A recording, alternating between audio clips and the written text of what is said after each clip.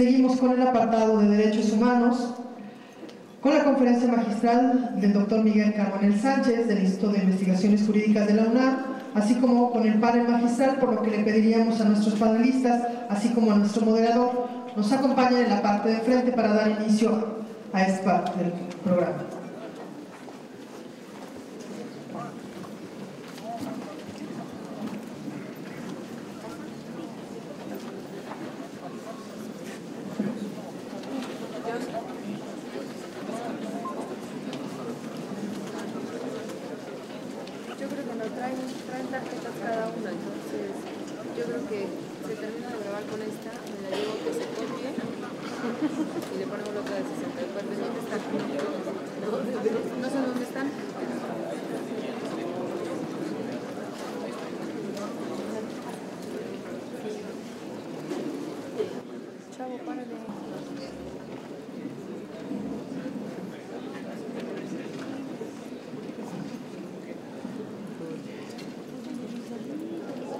Muchísimas gracias.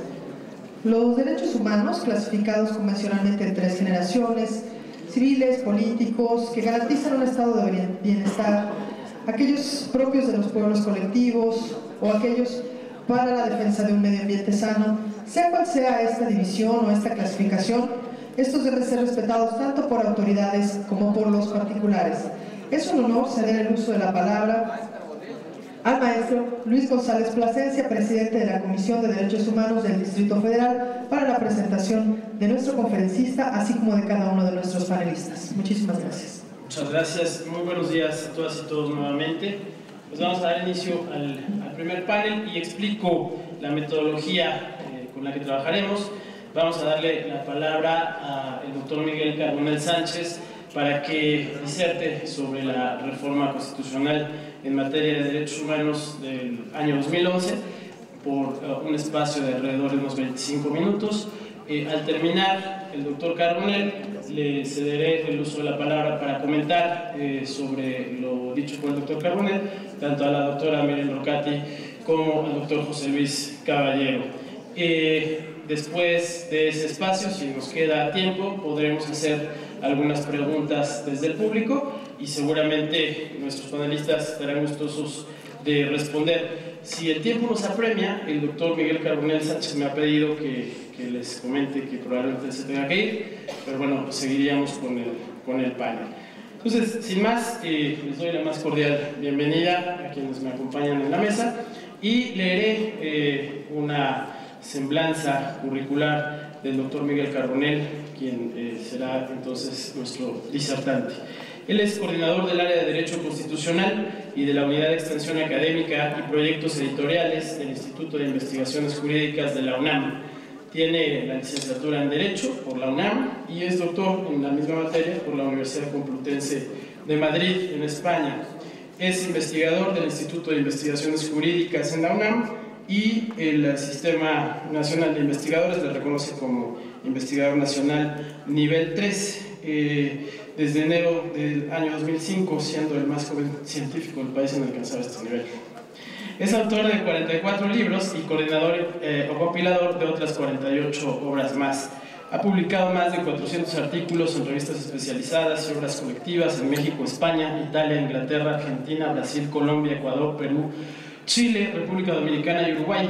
Sus textos se han publicado en 5 diferentes idiomas, ha dictado más de 800 cursos y conferencias en México y otros países. Es también coordinador de obras colectivas en materia jurídica, tales como la Constitución Política de los Estados Unidos Mexicanos comentada y concordada, la Enciclopedia Jurídica Mexicana, la Enciclopedia Jurídica Latinoamericana y los derechos del pueblo mexicano, México a través de sus constituciones. También Miguel Carbonell ha sido acreedor a importantes premios y reconocimientos, tales como el Premio Anual de Investigación Jurídica Ignacio Manuel Altamirano y el Premio Universidad Nacional para Jóvenes Académicos. Él es articulista del periódico Universal y fue miembro del Consejo Consultivo de la Comisión Nacional de Derechos Humanos, de la Junta de Gobierno del Consejo Nacional para Prevenir la Discriminación y actualmente es también consejero de la Comisión de Derechos Humanos del Distrito Federal. Bienvenido, Miguel.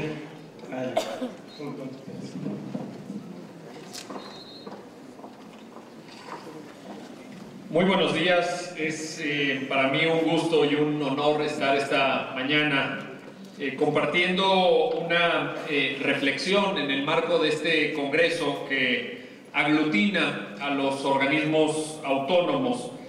Me pidieron que hablara de la reforma constitucional en materia de derechos humanos, que es una reforma breve en su contenido, pero de una enorme riqueza si vamos analizando cada uno de sus aspectos. No me va a dar tiempo en 25 minutos, evidentemente, de hacer un análisis completo y profundo de todas las modificaciones que incorpora a nuestro régimen constitucional la reforma, pero quisiera seleccionar simplemente 5 puntos que en el contexto de la reforma creo que son relevantes para ustedes. Son relevantes para el conjunto de los organismos autónomos. ¿En qué sentido?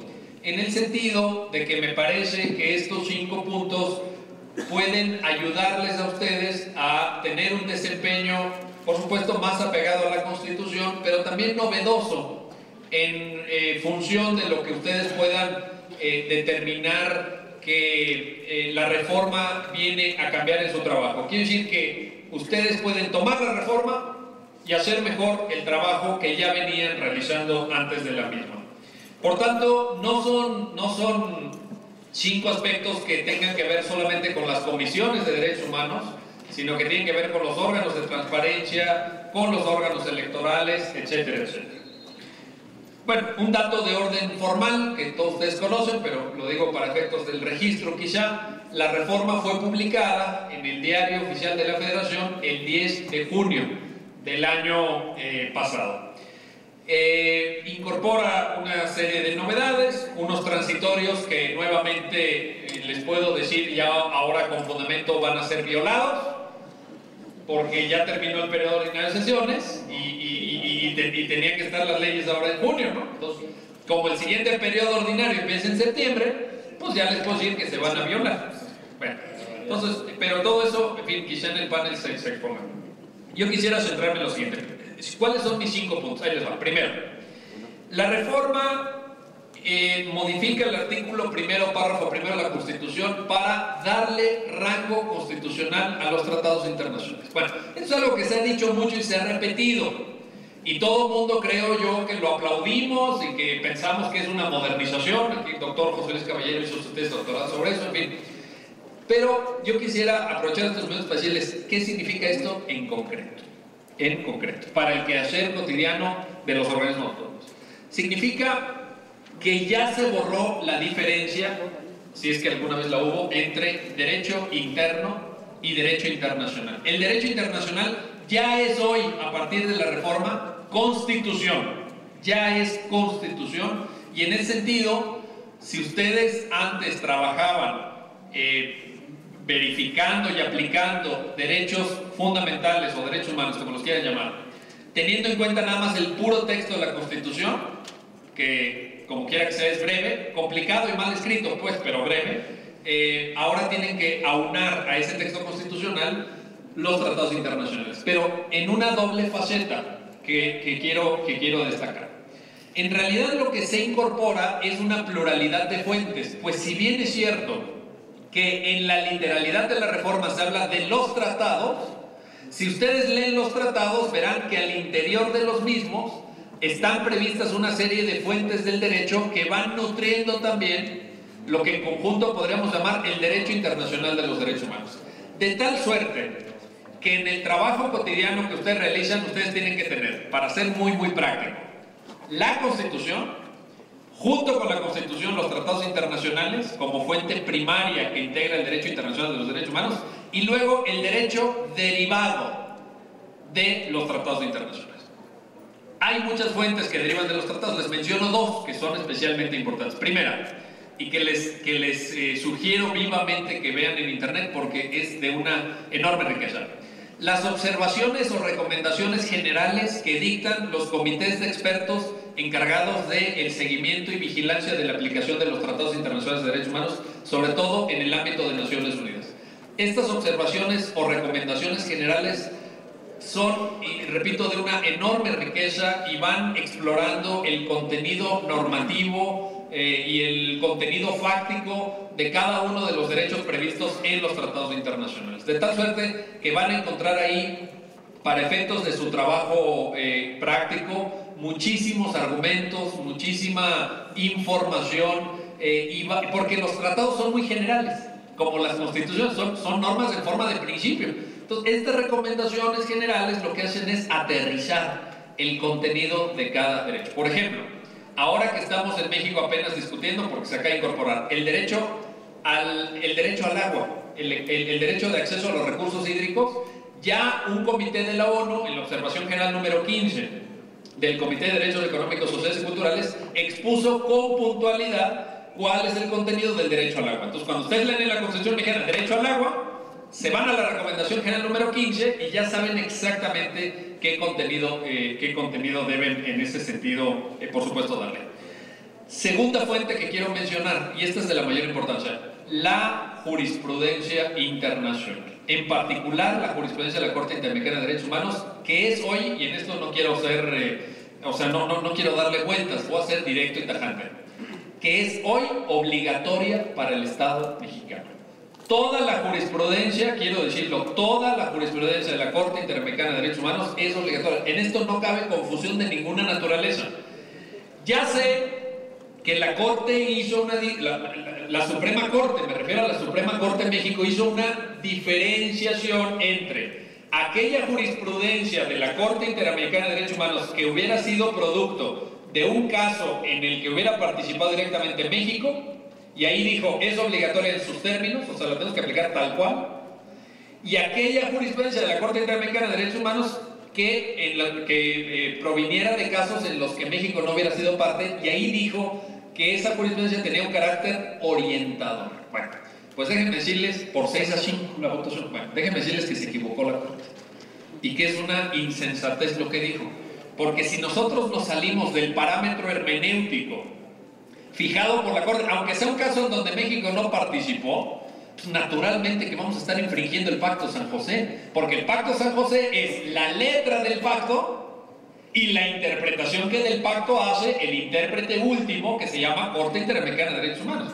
Entonces, la confusión que tuvieron 6 ministros de nuestra Suprema Corte, les pido a ustedes que no la tengan, y se los pido con énfasis y con energía por una razón. La responsabilidad internacional del Estado es unitaria.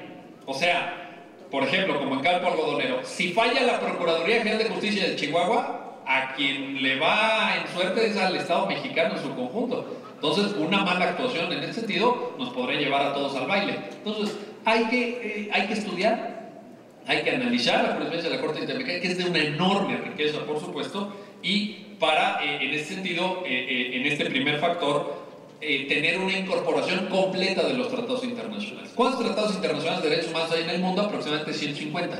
México ha firmado prácticamente todos, con reservas, pero ahí está.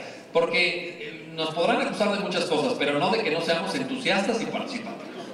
Sí, ¿no? Hay un tratado, vamos y lo firmamos. ¿Lo cumplimos? No, eso es otra cosa. Sí, cumplirlo es complicado, es difícil, pero de que sale y lo firmamos, sí. Entonces, prácticamente hemos firmado todo. Vaya, alguno faltará por ahí, pero bien, en general México es bien participativo, bien entusiasta, bien colaborativo en ese sentido. Entonces, vean ahora cómo cambia la reforma.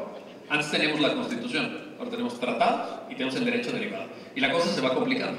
La cosa, por supuesto, adquiere un matiz diferente. Segundo, dice la reforma que todas las normas en materia de derechos humanos se deberán de interpretar conforme, esta es la palabra, deberá de haber una interpretación conforme a la Constitución y los tratados internacionales. ¿Qué significa esto en términos prácticos? Que toda la legislación que ustedes aplican en su trabajo diario tiene que ser releída a la luz de la Constitución y de los derechos humanos. Para decirlo con las palabras de Ricardo Guastigui, la reforma lo que viene a señalar es que la Constitución y los tratados, este bloque normativo complejo, impregna al conjunto del ordenamiento jurídico. Las leyes de transparencia, las leyes de la Comisión de Derechos Humanos, naturalmente, el Código Penal, el Código de Procedimientos Penales, la legislación familiar, etcétera, etcétera, tienen que ser reinterpretadas y releídos a la luz de la Constitución para expresar esta conformidad con. Y aquí sí quisiera ser muy claro en esto. No se trata de interpretar la Constitución a la luz de la ley, que algunos dicen, eso es la interpretación. No, es exactamente al revés. Es la ley a la luz de la Constitución. Esa es la interpretación conforme. Y eso borra, es una preocupación más de profesores que de otra cosa, pero se los menciono. Eso borra las distinciones entre derecho público y derecho privado. Hoy, a partir de la reforma, todo el derecho mexicano es derecho público. ¿Cómo? También el derecho mercantil, sí. Porque en el derecho mercantil también se ponen en juego, en algunos aspectos, por supuesto, se ponen en juego derechos humanos. Y también el derecho familiar, sí. Y también el derecho civil, por supuesto. Y los testamentos, sí, claro. Hay ahí cuestiones vinculadas con los derechos humanos y, por tanto, el derecho civil, el derecho mercantil, el derecho fiscal tiene que ser leído a la luz de la Constitución. 3. Dice o incorpora también la reforma en el artículo primero el llamado principio pro persona, antes llamado principio pro homine, pero bueno, pues no es lo mejor, no es lo más moderno, lo más adecuado, porque pues en la observancia del lenguaje de género, pues es mejor pro persona que pro homine, para no entrar ahí. Bueno, en fin, ¿qué significa esto? Porque ustedes lo han escuchado, al principio pro persona suena muy bien. ¿Qué significa en la práctica? Pues bien, les quiero contar esto. Significa dos cosas muy concretas y muy específicas. Primero, el principio pro persona se divide en principio, déjenme enunciarlo y yo te explico, de prevalencia de normas y de prevalencia de interpretaciones. ¿Qué quiere decir uno? ¿Qué quiere decir el otro? Primero, la prevalencia de normas significa que cuando el intérprete, para resolver un caso concreto, sea una comisión de derechos humanos, sea un ombudsman, un órgano de transparencia, el organismo que sea, tiene que resolver un caso y resultan aplicables más de una norma jurídica, dos o más normas jurídicas que puede aplicar el órgano para resolver el caso, el intérprete no es libre. Repito, no es libre a la luz de este principio de elegir la norma que quiera, sino que tiene que elegir siempre, necesariamente, aquella norma que mejor proteja el derecho humano en cuestión. ¿Qué significa que mejor proteja el derecho humano en cuestión? Significa dos cosas. Primero, aquella norma que extienda el número de titulares protegidos por el derecho. Si sea una norma que extiende el número de titulación o una norma que restringe, el intérprete tiene que optar siempre por aquella norma que extiende el número de titulares. Y segundo, se entiende por aquella norma que protege mejor el derecho en cuestión, aquella que amplía el perímetro material protegido por el derecho. ¿Qué significa el perímetro material? El espacio de la realidad, el ámbito de la realidad de nuestra vida que el derecho está tutelando. ¿Cuál es el perímetro de la realidad que tutela la libertad de expresión? Los actos comunicativos. Entonces, entre una norma que restringe ese ámbito de la realidad y una norma que lo amplíe, el intérprete no es libre, siendo ambas normas aplicables al caso concreto, de elegir la que quiera, sino que tiene que elegir aquella que o amplía el número de titulares o amplía el perímetro materialmente protegido por la norma en cuestión. Esta es la primera manifestación del principio pro persona, prevalencia de normas. Segunda manifestación, prevalencia de interpretaciones. ¿Qué significa esto? Que si una norma jurídica admite dos o más interpretaciones posibles, razonables, vaya, legítimas, no que salgan de la cabeza del intérprete, sino razonables y legítimas, el intérprete no es libre, repito, el intérprete no es libre de elegir la interpretación que prefiera, sino que tiene que elegir aquella interpretación que mejor proteja el derecho en cuestión. Entendiendo que mejor protege el derecho en cuestión, lo mismo que acabo de decir, o que amplía el número de titulares del derecho, o que amplía el perímetro material protegido por el derecho. El ejemplo que pongo, perdón por ir tan rápido, pero no quiero que me gane el tiempo, el ejemplo que pongo a mis alumnos de la Facultad de Derecho de la UNAM es el de una norma, imagínense, es muy estúpido el ejemplo, pero yo creo que ilustra bien esto. Es una norma que diga, para interponer tal recurso, para interponer tal queja o para interponer tal demanda, etcétera, se tiene un plazo de 15 días. Eso dice la norma, 15 días. Pues hay al menos dos interpretaciones, ¿no? Ya estarán ustedes viendo esto. Una interpretación diría son días hábiles y otra interpretación diría son días naturales. ¿Qué nos indica el principio pro persona? Yo encuentro buenos argumentos para decir uno y para decir dos también. ¿Por qué? Bueno, yo puedo decir días naturales, pues sí, a mí me suena que pudieran ser días, días naturales porque pues el sábado es un día, ¿sí o no? ¿El sábado es un día o no es un día? Oiga, pero es que no abren los juzgados, sí, pero ahí dice días y el sábado es un día. Ni modo que digamos que el sábado no es un día y el domingo es un día, ¿sí? Pues entonces yo cuento 15 días corridos, como van, o sea, lunes, martes, jueves, sábado, domingo. Pero encuentro también buenos argumentos para que sean hábiles. ¿Por qué? ¿De qué se trata la norma? Pues de que vaya alguien con una demanda, con un recurso, interponga el recurso, y eso solo se puede hacer por regla general, cuando los tribunales están abiertos. ¿De qué sirve que la norma me diga que tengo 15 días si en realidad solamente están abiertos de lunes a viernes? Entonces tienen que ser hábiles. Bueno, se puede una y se puede la otra, ¿sí o no? ¿Qué nos dice el principio pro persona? ¿Por cuál hay que optar? Por una de las dos interpretaciones. El intérprete no es libre de agarrar la que prefiera, tiene que agarrar aquella que maximice el derecho en cuestión. ¿Cuál es el derecho en cuestión ahí? El acceso a la justicia, artículo 17, párrafo primero. ¿Qué maximiza el derecho a la justicia? ¿Que sean hábiles o naturales? Hábiles. Ahí está la respuesta. ¿Verdad que no está tan complicado? No, porque de repente nos vemos, ¡ay! Principio pro persona. Y bueno, también hay gente que se aprovecha de que no está muy conocido este principio para usar el principio pro persona como un argumento. Dice, es que el principio pro persona indica que tenemos que resolver así. Y se lo sacan de la manga. Eso no es correcto. O sea, se usan ese tipo de argumentos un poco de forma retórica. Pues eso siempre pasa. Siguiente punto. Cuarto y penúltimo de mi exposición. La reforma señala que son obligaciones del Estado mexicano. Esto es muy importante. Son obligaciones del Estado mexicano. Y subrayo Estado mexicano porque esto significa todas las formas de organización administrativa y de división política que son concebibles dentro de nuestro régimen jurídico, con autonomía o sin autonomía, con desconcentración o descentralizados, municipales, estatales, todo. El Estado mexicano, dice la reforma, tiene 4 obligaciones en relación a los derechos humanos: promover, respetar, proteger y garantizar. Esas son las 4 obligaciones, y el reto que tienen ustedes y que tenemos nosotros los académicos también, amigo José Luis, es darle contenido a esta expresión. Esto es, en otras palabras, ¿qué significa promover? ¿Qué significa respetar? ¿Qué significa proteger? ¿Y qué significa garantizar? Claro, esto, pues para explicarlo me llevaría mucho tiempo, pero una brevísima nota de cada una de ellas. Primero, promover los derechos humanos quiere decir que todas las autoridades del Estado mexicano tienen que hacer un esfuerzo porque los derechos sean conocidos, que es un primer obstáculo. No se imaginan ustedes de qué calibre o de qué importancia, porque en la encuesta de cultura constitucional, la segunda encuesta que levantó el Instituto de Investigaciones Jurídicas de la UNAM, nos volvió a saltar el dato que ya venía de la primera encuesta de 2003, de que el 95% de los mexicanos dice que conoce poco o nada la Constitución. Repito, 95% de los mexicanos dice que conoce poco o nada la Constitución. Ahora imagínense los tratados internacionales. Bueno, esto es una cosa ya exquisita, ¿no? Ahí de gente que muy ociosa, no sé.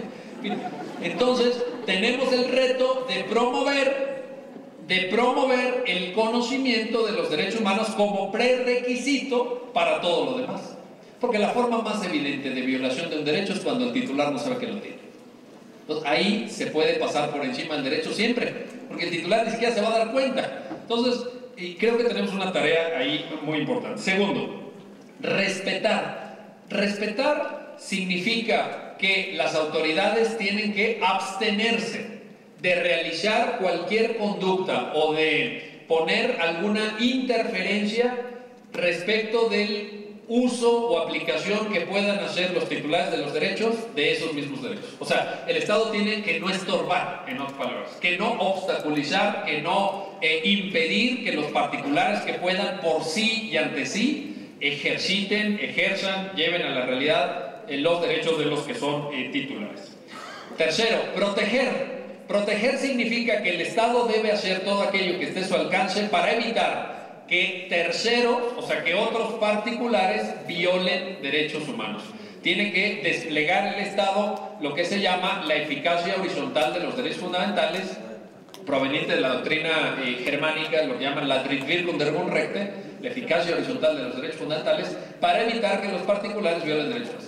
Esto, dicho así, yo creo que la mayoría podremos estar de acuerdo, bueno, aunque no lo crean, supone una revolución en la mentalidad jurídica de este país. Porque, les cuento rápido, el libro con el que estudiaron 60 generaciones de abogados el tema de las garantías individuales en este país, y me incluyo, e incluyo a José Luis y a Miret probablemente, ese libro decía, y me acuerdo muy bien porque me hicieron aprender menos en la facultad, que las garantías individuales son una relación jurídica de supra a subordinación entre un titular del derecho, que siempre es un gobernado, y un obligado por el derecho, que siempre es una autoridad. En otras palabras, un particular no puede violar derechos humanos. Eso decía el libro más importante con el que nos formamos todos. Bueno, eso es una insensatez, es una estupidez. ¿Violan o no violan derechos humanos los particulares? ¿O a poco las empresas no violan el derecho al medio ambiente? ¿O a poco no hay discriminación en el trabajo, en la educación? Hasta en la familia hay discriminación. O sea, entonces realmente esto de proteger es muy importante, porque entonces nos obliga a que las autoridades miren hacia la conducta de otros particulares y le den también un enfoque y una óptica propia de los derechos humanos. Cuarto, garantizar. Garantizar significa, para decirlo en una sola palabra, materializar. Significa llevar a la realidad, hacer realidad el derecho a la salud, a la educación, a la no discriminación, al debido proceso legal, etcétera, etcétera, a través ya sea de medios de orden administrativo o jurisdiccional. Hago esta diferencia porque siempre en México prevalece la idea de que la garantía de los derechos se efectúa a través de medios jurisdiccionales, o sea, de juicios. Esto es falso. Los ombudsman, por ejemplo, no son jurisdiccionales y protegen en el sentido de garantizar los derechos. Entonces, podemos pensar en muchas formas de garantía de los derechos que no involucren un juicio, porque esto ya sabemos que en alguna medida pues no siempre da resultado. Quinto y último punto, me faltan 2 minutos y medio y voy a terminar el punto. Quinto y último. La reforma establece, además de estas obligaciones que acabo de mencionar, que son 4, también 4 deberes. No está clara la diferencia entre deber y obligación, pero bien, 4 deberes, así los llaman.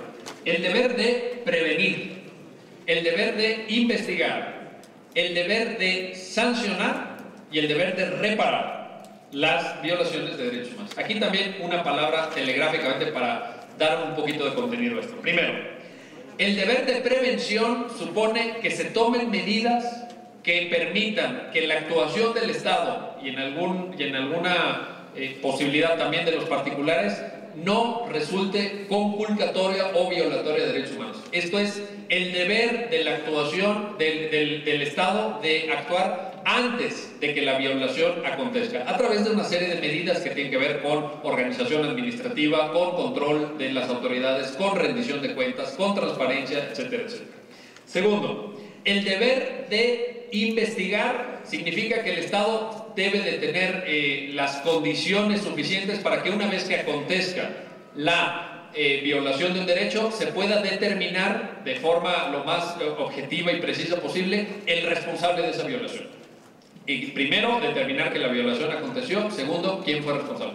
Y aquí, seguramente se comentará en el panel, tenemos un antecedente glorioso, que es la sentencia ya mencionada Campo Algodonero. En Campo Algodonero, la Corte Interamericana condenó al Estado mexicano por falta de diligencia en la investigación, por cosas obvias. Dirás, oye, está muy complicado. No, cosas absolutamente obvias, como por ejemplo, si van a poner una oficina para denunciar la desaparición de mujeres en Ciudad Juárez, que la oficina abra de lunes a domingo, porque solo habría de lunes a viernes. Bueno, pues puede parecer algo muy obvio. Bueno, nos condenaron por eso. Segundo, que la legislación permita que la Procuraduría de Justicia acepte las denuncias por desaparición de mujeres, o sea, levantamientos, etcétera, desde el minuto 1 en que acontece, porque antes la legislación de Chihuahua, así está referida en la sentencia, decía que tenías que esperar 48 horas O sea, se llevaron a tu hija hoy en la mañana, ¿sí? Hoy es jueves, pues vente por ahí del sábado. Ah, perdón, el sábado no abre la oficina, vente el lunes. Cuando todo el mundo sabe, los que son criminólogos saben, que el minuto 1 las primeras 24 horas son las únicas 24 horas. Y en cambio la ley te dice, no, porque qué tal que anda con el novio, o sea, cosas en donde realmente tenemos que avanzar mucho. Sanción, pues ahí ya está determinado, en fin, las sanciones que pueden. Me detengo en reparación y con esto termino. Tenemos que imaginar, porque además tiene que emitirse una ley que detalle esto, las formas de reparación del daño, que pueden ser formas de reparación material o pueden ser formas de reparación no material. Por ejemplo, el tema tan traído de la disculpa pública, en donde México, para vergüenza de todos nosotros, yo el primero, a mí se me cae la cara de vergüenza cada vez que salgo al extranjero y tengo que explicar esto, México no ha sido capaz ni siquiera de ofrecer una disculpa pública en rigor, de verdad, vaya, no una simulación, no una farsa. Personas que llevaban 10 años llorando a sus víctimas porque habían masacrado, torturado, desaparecido, enterrado abajo de la arena del desierto en Chihuahua a sus hijas y a sus primas y a sus nietas, etc. No tuvo la decencia el Estado mexicano ni siquiera de que el presidente encontrara 10 minutos en su apretada agenda para ir y pedir una disculpa a esas personas que llevaban 10 años reclamando justicia. No solamente no fue el presidente, no fue ni siquiera el secretario. Mandaron al subsecretario, hoy fallecido y que en paz descanse, al subsecretario de Derechos Humanos en un acto protocolario en 5 minutos. Oigan, lo siento, y por cierto ya me voy porque ya sale mi avión. O sea, es una burla, perdón. Es una burla para el dolor de esas personas, es una burla para todos nosotros y además es un incumplimiento de una sentencia internacional. Entonces, yo creo que tenemos que imaginar la reparación como un elemento también sustantivo, por un lado, pero estelar en este proceso. O sea, bueno, también no vamos a evitar, ningún país del mundo va a evitar que se violen derechos humanos. Bueno, reparemos adecuadamente las violaciones que podamos determinar. Hagámonos cargo de que ahí hubo algo irregular y que no nos dé vergüenza aceptarlo. Yo de repente veo que hay como una cosa de que, pues, no solamente ya me equivoqué, sino que además perduro en mi equivocación. O sea, no hay la capacidad del Estado mexicano de saber pedir perdón. Y hay que ser humilde en ese sentido y saber decir, me equivoqué, pido perdón. Lo estamos viendo en cantidad de casos en donde ya se demostró que hubo violaciones al debido proceso legal, el caso de Florence Cassel, por ejemplo, y en donde el Estado mexicano todavía, bueno, no se ha resuelto. Cuando se resuelva, debería pedirle perdón, además de indemnizarla como yo creo que procede. En fin, la última reflexión en 30 segundos es la siguiente. Estamos ante una gran reforma, estamos ante una gran posibilidad de cambio en la cultura jurídica y política de este país. Pero para que ese cambio se pueda dar, hay un requisito previo, que conozcamos la reforma. La reforma tiene que ser difundida, tiene que ser conocida, tiene que ser aplicada y tiene que ser llevada hasta sus últimas consecuencias. Esta reforma nos pone en la ruta de un texto constitucional mucho más moderno. En otras palabras, nuestro texto constitucional hoy es mejor de lo que era antes del 10 de junio del año 2011. Pero para que sea realidad, para que la realidad también sea mejor y no solamente el texto, la responsabilidad está en todos ustedes. Ojalá que la sumen. Muchas gracias.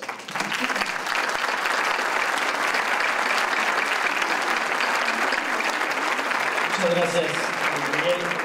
Bueno, pues en 5 puntos resumes los contenidos de una revolución jurídica que habrá que iniciar.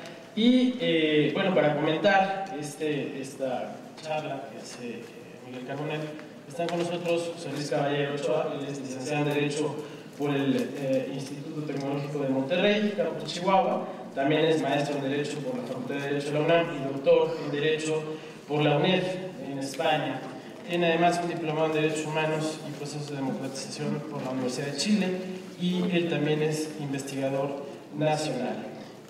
Actualmente es investigador titular en el Departamento de Derecho de la Universidad Iberoamericana, donde también coordinó el posgrado en Derecho y la maestría en Derechos Humanos. Ha impartido un número importante de materias relativas al derecho constitucional y los derechos humanos y como todas y todos saben, él ha sido uno de los principales impulsores de esta reforma del año 2011. Y también está con nosotros la doctora Miguel Rocati Velázquez. Ella también es doctora en Derecho por la Universidad Nacional Autónoma de México. Estudió la licenciatura en Economía en el Tecnológico de Monterrey y la licenciatura en Derecho en la Universidad Autónoma del Estado de México. Es profesora investigadora emérita en el TEC de Monterrey y ejerce también como tutora de tesis doctorales en la División de Posgrado de la Facultad de Derecho de la Universidad Nacional Autónoma de México. Ella ha sido jueza penal, magistrada penal en el Tribunal Superior de Justicia del Estado de México, presidenta fundadora de la Comisión de Derechos Humanos del Estado de México y también presidenta de la Comisión Nacional de los Derechos Humanos. Les agradezco mucho a ambos estar aquí esta mañana. Y bueno, pues hay materia para discutir, particularmente frente a esta aventura que vivimos, digamos, hacia el próximo junio, ¿no? El cambio de autoridades a nivel federal y otras a nivel local. Yo creo que uno de los momentos en donde vamos a ver si estos compromisos que comentaba Miguel Carbonell son efectivamente asumidos, pues va a ser en las plataformas políticas de los candidatos y candidatas, así como ya en sus programas de gobierno. No sé cuál sea su opinión, a mí me parece que vivimos un momento de tensión interesante, por una parte, entre pues, un discurso que en la realidad se va expresando con una extrema violencia, ¿no? Y en el que se ha planteado a los derechos humanos pues, como un obstáculo para poder conseguir fines de justicia.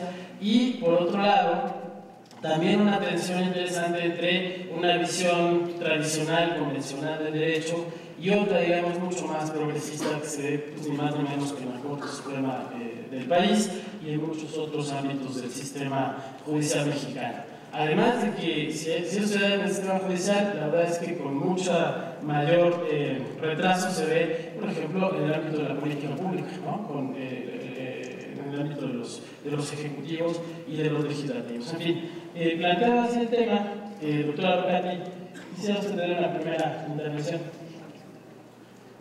Bueno, desde luego que es muy importante esta reforma constitucional. Nos situamos frente a una nueva constitución, una constitución con un nuevo paradigma, con un nuevo sustento filosófico en el sentido de este reconocimiento de los derechos humanos por encima de cualquier otro interés público del Estado o privado, desde luego.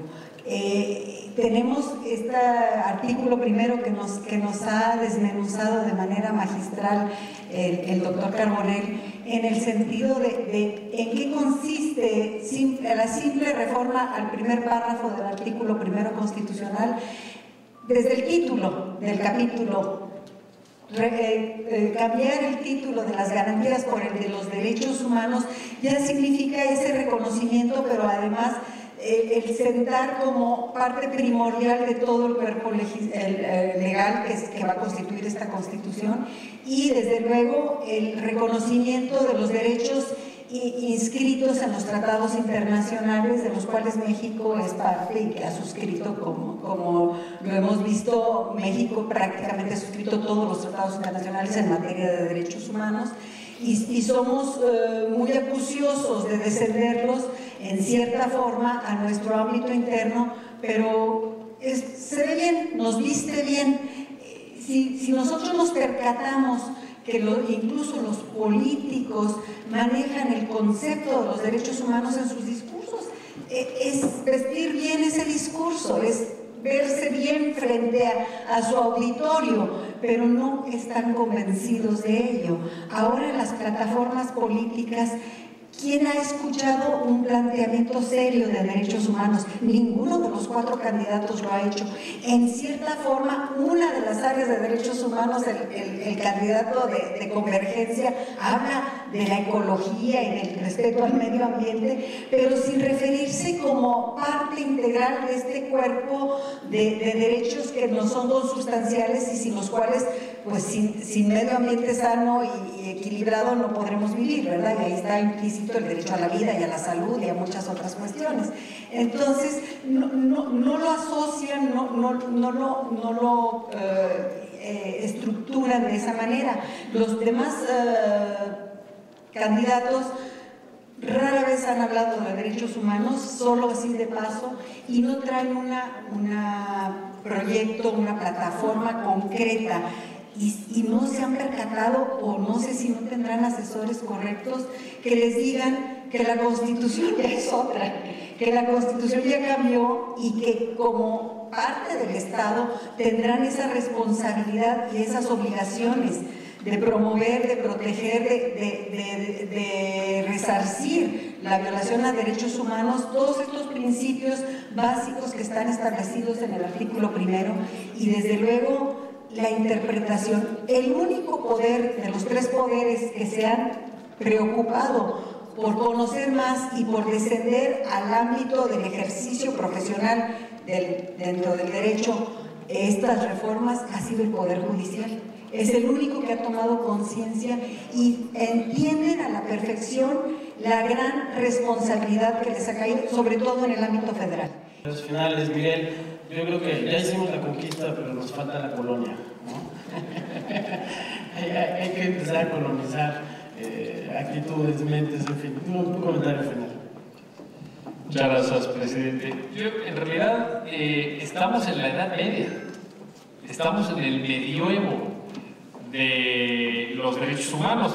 En ese sentido, quisiera aprovechar para hacer 2 comentarios muy rápidos. Primero, que esta reforma nos pone también, yo no sé qué tantas comisiones de derechos humanos hay aquí, pero como sé que hay como 9, bueno, sé que hay varias, entonces les diría esto. Esta reforma nos permite reiterar una idea en la que todos hemos venido insistiendo, que es la siguiente. Los derechos humanos, lo quiero decir así, no son un obstáculo en modo alguno para que se garantice la seguridad pública. Y esta reforma lo pone en manifiesto porque en el contexto de una reforma de derechos humanos dice: prevengan, investiguen y sancionen. Eso, ¿cómo se llama? Perdonen ustedes, combate la impunidad. ¿De qué otra manera se puede llamar? Todo delito, al final del día, es también una violación de derechos humanos. Hay un derecho humano a la seguridad pública. En ese sentido, esta reforma también nos pone en esa pista. Reivindiquemos esta idea y rechacemos por equivocada, por antijurídica, por simplista, aquella frase que dice que los derechos humanos sirven para proteger delincuentes. Es una insensatez monumental. Repito, desde estos puntos de vista, la reforma nos da una buena excusa para refrendar esta idea que muchos de nosotros hemos venido sosteniendo desde hace años. Segundo, José Luis planteaba un tema que a lo mejor ustedes dicen, bueno, pues es que José Luis es profesor y Carbonell también es profesor y es una cosa de la academia. El tema de la jerarquía. Bueno, el tema de la jerarquía no es académica, ¿eh? Ojo con esto. ¿Por qué? Porque efectivamente, ustedes vieron la discusión ante la Suprema Corte, ministros de la Suprema Corte siguen con la tesis vieja de que hay jerarquía entre constitución, tratados, y no. Ahora el principio pro persona lo que nos dice es precisamente: olvídense de trabajar con el concepto de jerarquía y váyanse a la norma más favorable. La norma más favorable puede ser inferior. La ley puede ir a una mayor protección de lo que establece un tratado o de lo que establece la Constitución. Y entonces, ¿qué tiene que hacer el aplicador? Ir sobre la ley. Si la ley restringe, ahí sí nos reivindicamos jerarquía y decimos: la ley, al restringir un derecho, viola la Constitución. La tuvo por jerarquía. Pero si amplía, no tiene ningún sentido seguir pensando en jerarquía, sino en norma aplicable, ya sea por prevalencia de normas o por prevalencia de interpretaciones. En este sentido, creo que hoy tenemos no solamente la oportunidad, sino la necesidad de rebasar a la Suprema Corte. Porque en la Corte, pues sí, hay voces garantistas. Ya José Luis citaba el nombre del ministro a quien yo considero el líder del ala garantista de la Corte, un ala bastante desplumada, digámoslo así, un ala así, no muy cobijada, ¿no? Pero en fin, que es Arturo Saldívar. Arturo Saldívar, que ha tenido claro este concepto desde el inicio, pero los demás. Yo he escuchado al ministro decir una sarta de insensateces del calibre siguiente. Estoy citando una versión estenográfica que está en internet.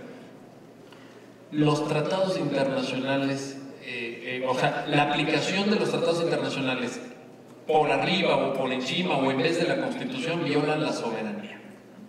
que los tratados internacionales pues, provienen de allá, ¿no? Pues, de Nueva York o de Washington, o sea, como si nos hubieran obligado a firmarlos. Como si el acto de soberanía del Estado mexicano no hubiera sido decir, órale, yo le entro a este tratado. Pues, ¿qué mayor acto de soberanía quieren ustedes que ese? Que la firma de un acuerdo internacional. Bueno, este ministro dice, no, porque si ahora vienen y quieren que apliquemos la Convención Americana por encima de la Constitución, pues eso viola las... Háganme usted favor. O sea, eso me lo pone un alumno de primer año de Derecho, amigos, lo repruebo por estúpido. Bueno, pues eso dijo el ministro, o sea, tenemos el deber de rebasarlos en ese sentido, y ustedes tienen la oportunidad jurídica de hacerlo. Les quiero decir también que ya se está haciendo. El primer órgano jurisdiccional que, haciéndose cargo del control de convencionalidad, inaplicó una ley en favor de un tratado internacional fue un juez del fuero común del estado de Nuevo León. Entonces, ya se está asumiendo la corresponsabilidad de la construcción, que eso es la idea de José Luis Caballero. Yo creo, y con esto yo termino, y termino y me despido porque ya me tengo que ir a otro compromiso, pero el asunto es lo que vaya a hacer esta reforma en el futuro será el resultado de la actuación de todos. No se esperen a que la Corte diga, o a que la Corte defina, o a que la Corte afirme. Porque para empezar, quién sabe si lo hagan. Segundo, si lo hacen, quién sabe si lo hagan bien. Entonces a lo mejor también se dan estas regresiones. Entonces, actuemos nosotros, ustedes en su ámbito, nosotros como académicos vamos a estar escribiendo, vamos a estar apoyándolos, vamos a estar acompañándolos en este proceso para que esta reforma sea realidad. No solamente es una oportunidad, es un deber de todos. Gracias.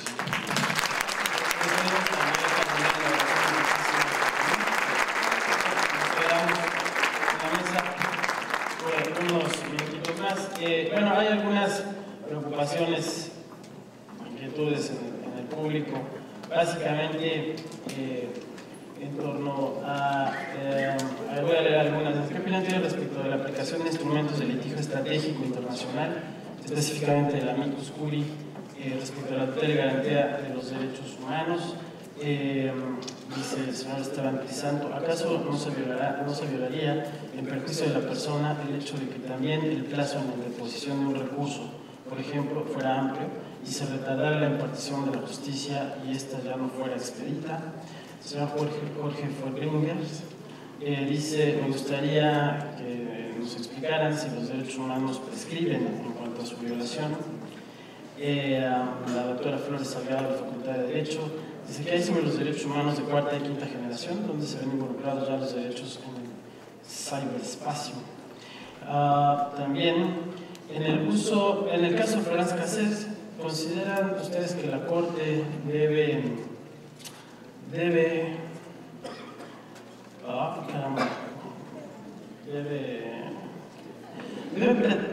el control constitucional sobre el control de legalidad, hacer prevalecer, supongo, el control, y también hay una pregunta sobre si las comisiones de derechos humanos son realmente autónomas. Bueno, estas son un poco las inquietudes del público. Yo les voy a dar nuevamente la palabra en el mismo orden para que ustedes respondan y bueno, pues sigan en la misma línea de discusión que tenemos. Bueno, como hemos estado analizando, efectivamente esta reforma nos trae un nuevo sistema de impartición de justicia y de interpretación de las normas en aplicación a la interpretación que se tenga que hacer al caso concreto. Tenemos en la Suprema Corte de Justicia que se ha abierto una nueva época de la jurisprudencia. Esto nos lleva a analizar si toda la jurisprudencia emitida hasta la fecha antes de esta reforma constitucional sigue en uso o en su gran mayoría, sobre todo aquella que es relativa a los derechos humanos, debe de ser archivada, debe de ser dejada ahí donde está tuvo su tiempo, tuvo su aplicación, pero ahora ya es inaplicable por los nuevos criterios. La Constitución nos establece que tenemos que considerar dentro del propio cuerpo legal de la Constitución todos los tratados internacionales, pero no solo todos los tratados internacionales, sino todo ese cuerpo, todo ese sistema internacional de defensa de los derechos humanos que se constituye en esas opiniones de expertos, pero también en las jurisprudencias de las Cortes. En un momento dado pudiera también interpretarse la de la Corte Europea, pero la que nos atañe directamente es de la Corte Interamericana de Derechos Humanos. Y esta interpretación en contrasentido de que solamente sobre las recomendaciones de la Comisión Interamericana, pero sobre todo de las sentencias de la Corte Interamericana que emitan hacia el Estado mexicano son las que nos obligan, es tanto como pensar, retrotraigámonos al ámbito territorial mexicano, como si el Estado de Puebla dijera, pues yo solamente voy a aplicar las jurisprudencias que la Corte emitió sobre las leyes de Puebla. Y no voy a los casos juzgados en Puebla y los casos juzgados en Nuevo León y en Oaxaca y en otro estado, pues a mí no me atañen porque no son de mi estado. Entonces, es tanto como cerrarse, nublarse la cabeza. No se ha entendido cómo los ministros de la Corte hayan resuelto en esa forma, en esa parte de resolución, y que puedan interpretar que son los criterios normativos, son la interpretación laxa de la aplicación de los derechos humanos a casos concretos en cualquier territorio del mundo. Los derechos humanos, por su universalidad, nos impactan a todos los pueblos del mundo. Entonces, las fronteras se pierden en el tema de los derechos humanos. Es por ello que hay que rectificar y, como nos dijo el doctor Carbonell, debemos de ir más allá, debemos de rebasar a la Corte, debemos en nuestras interpretaciones y en nuestra aplicación a los casos concretos que tengamos nosotros que recomendar, que acudir o que resolver en un momento dado, ir a esa interpretación extensa, laxa, abierta, siempre en pro de los derechos humanos de las personas. Esto es muy importante en cuanto a la función jurisdiccional de lo que se estaba hablando. Otra de las preguntas era referente a... ya se me fue el... sobre el caso concreto de Florence Cassés. Bueno, realmente en este caso tenemos que ser muy respetuosos, estamos esperando que se emita un nuevo proyecto y que vuelva a discutir la sala penal de la Corte, pero desde luego que tiene que entrar a la discusión de la legalidad en un momento dado, porque ese no cumplimiento de la ley produjo una violación a derechos humanos que finalmente está violando un precepto constitucional. Entonces va implícito uno dentro del otro. El hecho de que a esta persona se le detuviera en otro momento diferente al que se señala, que se hiciera esa filmación, que se les hiciera declarar a posterior, después de haber visto los videos, todo este conjunto de estructura teatral que se hizo para su detención e inicio de su proceso penal, pues desde luego que es francamente violatorio de los derechos humanos y del respeto de un debido proceso, y tanto legal como constitucionalmente, porque violar esa ley significa violar la Constitución. Entonces hay un control constitucional también ahí. Gracias, doctora. José Luis. Sí, miren, con respecto a las preguntas y también de lo que ha salido un poco en esta mesa, es decir, yo quisiera como mencionar que no solamente son estos contenidos de los que ya se hablaron en la conferencia y también en las primeras intervenciones sobre la reforma en materia de derechos humanos, que tiene está un poco como la cuerda floja, ¿no? Si va a poder transitar bien o no, y que nos tenemos que encargar todo de que así sea, sino que además no tenemos en México, no hemos creado la conciencia jurídica de aplicar o trabajar con los derechos humanos como se hace desde hace muchas décadas en otros países, como se hace en otros países hace muchas décadas, y que tiene que ver con un impacto directamente del sentido de apropiación y de emancipación que representan los derechos humanos para todos y todas. Me refiero, por ejemplo, en el caso de los tribunales o los operadores jurídicos, a ver los derechos como contrapunteados siempre. O hay unos o hay otros. O se siguen unos o se siguen otros. No pueden convivir, no se integran, no se flexibilizan en función de unos y otros. El tema de la seguridad pública y los derechos humanos es un caso clásico. El tema de los derechos del ofendido versus los derechos de la víctima, ¿no?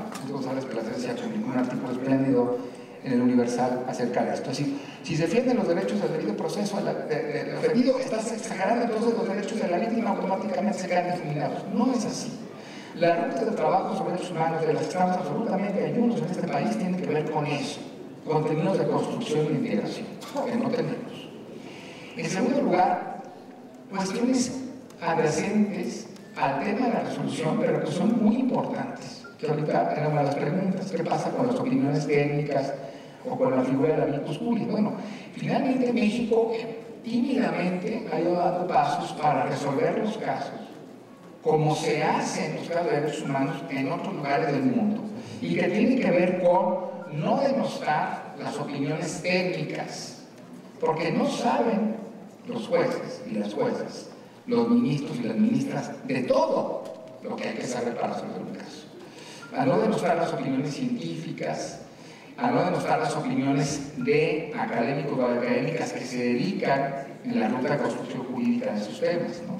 Claro, por ejemplo, a la Corte Mexicana le ha costado mucho trabajo, porque ha sido a golpanazos, como ha tenido que afrontar esto, evidenciando una gran ignorancia, ¿no? Por ejemplo, el caso de los militares con VIH, lo que ahí se dijo fue primitivo, y tuvo que entonces allegarse de opiniones técnicas, científicas, de amigos, de la figura de amicus curiae, para saber qué pasa con el VIH y la AIDS y el contagio, para entonces hacer una determinación en relación con la violación que hacía el ejército, las Fuerzas Armadas, de personas portadoras del virus de la inmunodeficiencia humana.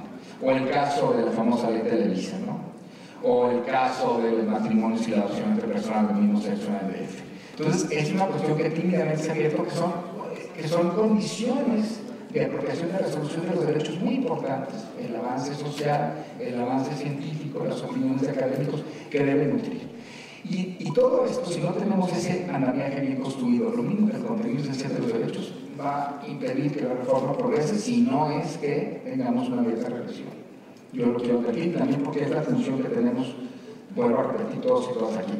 Y por esa falta de construcción de los derechos, y por esa falta de, finalmente, que redunda en la falta de apropiación de mis derechos y de los derechos en la Constitución, es que permitimos barbaridades y que se exhiban cosas como: si no tenemos la pena de muerte en los cines, entonces nos conformamos a que sea la cadena perpetua, el Partido Verde, ¿no? O sea, el desdén de los candidatos en ese tema, o lo que decía Luis González Plasencia, un candidato puede decir: bueno, vamos a someter a mayorías derechos que están ganados por sectores de la ciudadanía discriminados y que son conquistas contramayoritarias, evidentemente, como es el tema de los derechos humanos.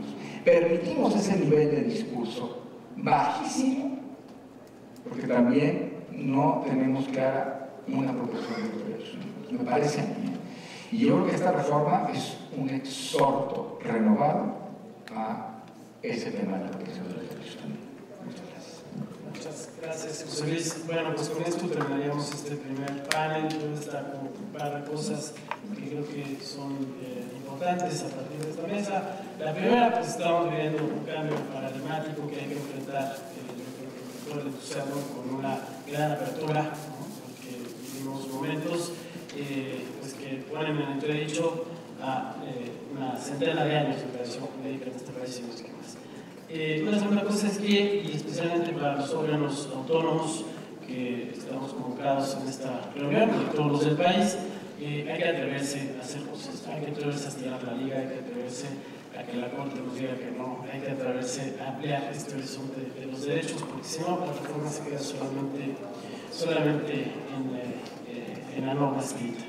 Y bueno, pues finalmente, me parece que también aquí se ha destacado la necesidad de que esta gran reforma se introyecte en la vida cotidiana de todas y de todos, ¿no? Es la única manera en la que podemos hacer que que viva y que efectivamente podamos tener en el mediano plazo una cultura distinta como la que ya se tiene en muchos otros países desde hace mucho tiempo. Con esto yo agradezco a la doctora Miguel Rocati su participación, me agradezco muchísimo, doctora, de verdad que haya aceptado estar con nosotros, al doctor José Luis Caballero también por haber estado acá esta mañana, y como ya lo hicimos antes, al doctor Miguel Carbonell, y a todas y todos ustedes por acompañarnos en esta mesa. Muchas gracias, buenos días.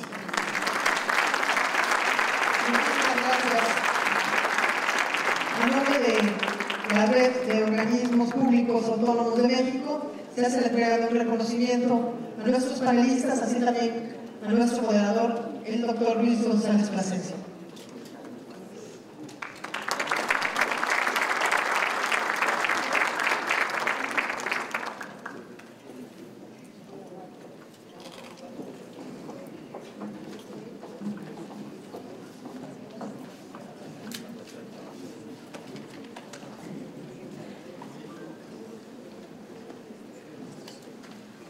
Muchísimas gracias. Les recordamos a todos ustedes que continuamos con las mesas de reflexión que se llevarán a cabo